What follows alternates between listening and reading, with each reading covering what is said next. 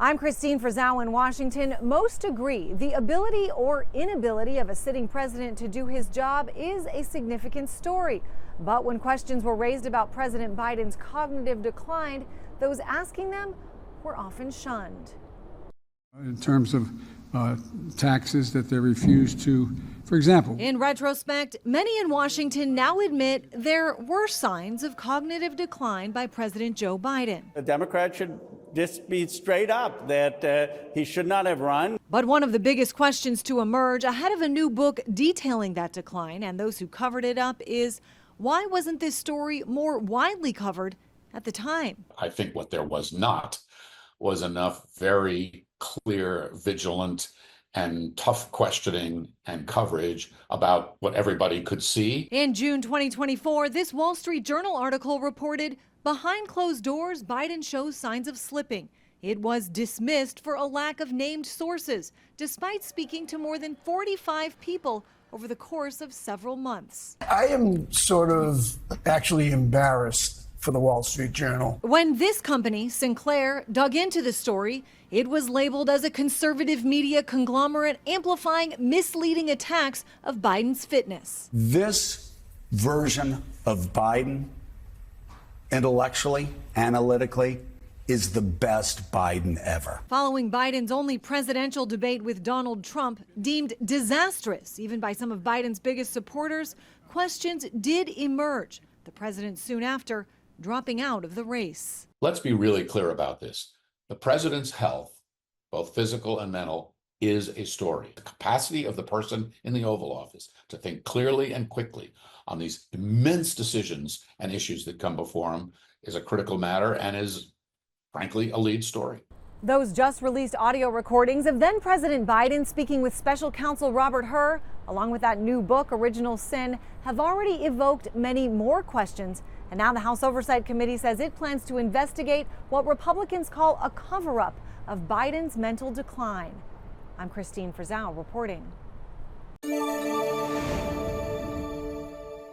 I'm national correspondent Kayla Gaskins in Washington. Former President Joe Biden's recent cancer announcement raising more questions from both sides. Former President Joe Biden battling a very aggressive form of prostate cancer. The news baffling many medical experts who are questioning how this advanced cancer went undiagnosed. Dr. Ezekiel Emanuel, an oncologist appointed by Biden to the COVID-19 advisory board and previously worked under President Obama, had this to say Monday morning. He did not develop it in the last 100, 200 days. He had it while he was president. He probably had it at the start of his presidency. As president, Joe Biden received regular physicals.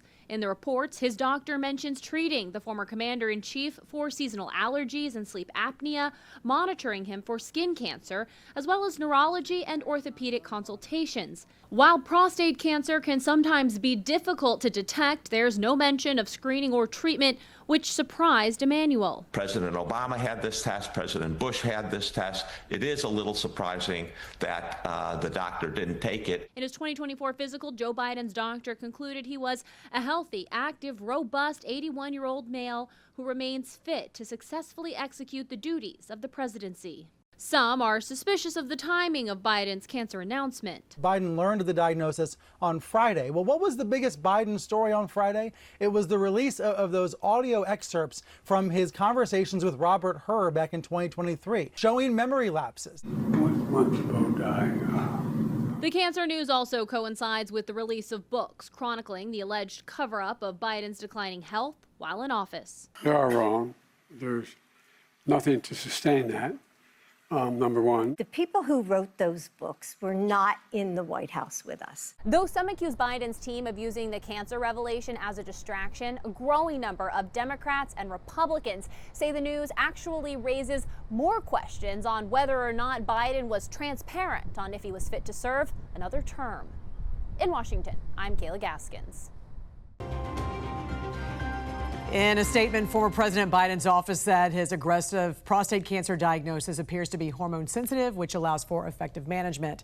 But this morning, as condolences are coming in from both sides of the aisle, many doctors are questioning how Biden's cancer had already spread to his bones without being detected during his presidency, or perhaps just not reported to the American public.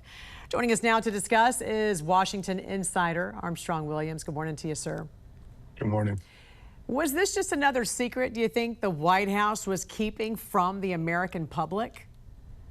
You know, whether it's true or not, and it probably was a secret, the fact is that the former president, has an aggressive cancer, and politics can be vicious and nasty, but we should never forget about our own morality and compassion and empathy for those that suffer, because we never know what the future holds for us. And what we should focus on now is praying for the ease of the pain and the aggression of this cancer, and just wish him well, because he did serve this country for over 50 years. Yeah, and certainly our prayers are with him and his family. Like you said, this is certainly a question that many reporters even are having right now, because we know CNN's Jake Tapper has a book coming out with Axios reporter Alex Thompson called Original Sin. That's the title of it. President Biden's decline, its cover-up, and his disastrous choice to run again.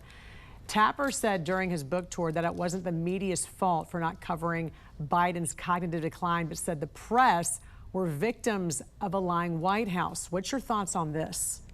Oh, I actually believe that they were deceived and they bought into it. They did not know the extent, especially when you think about Biden's poll numbers. Everybody talked about how wonderful they were. He was leading, and those poll numbers never exist. They were all lies. They were created just like everything else about his cognitive health. And now we're learning about his aggressive prostate cancer.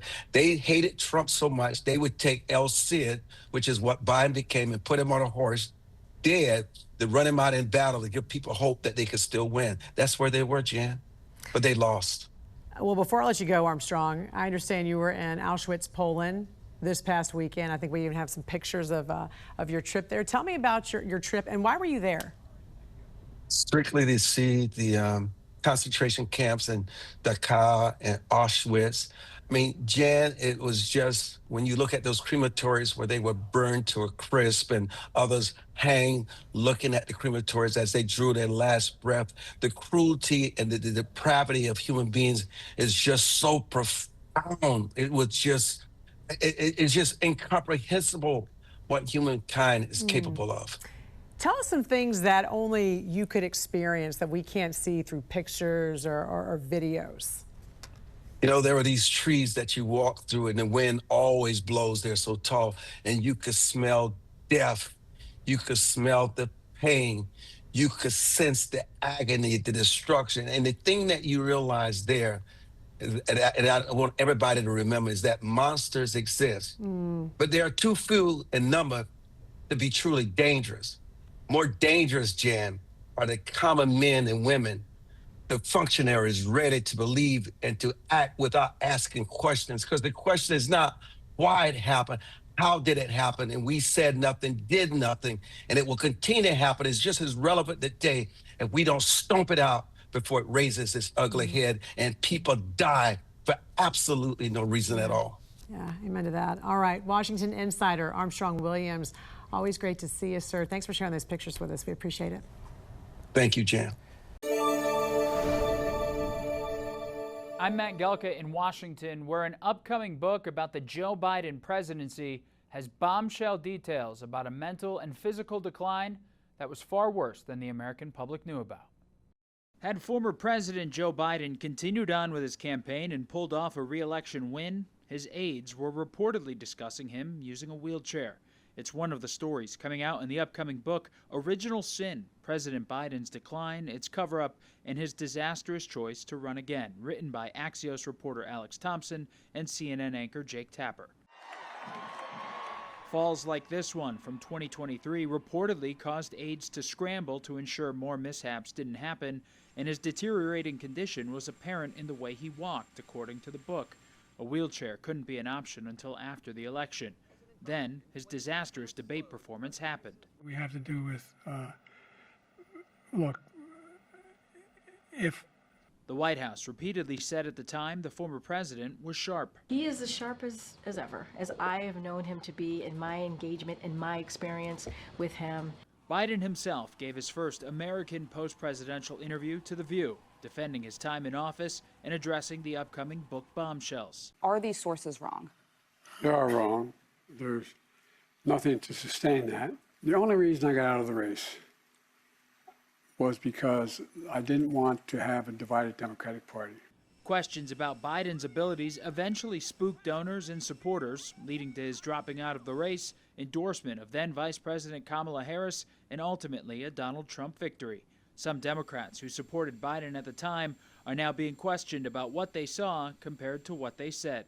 I said what I believe to be true. And you think he was as sharp as you?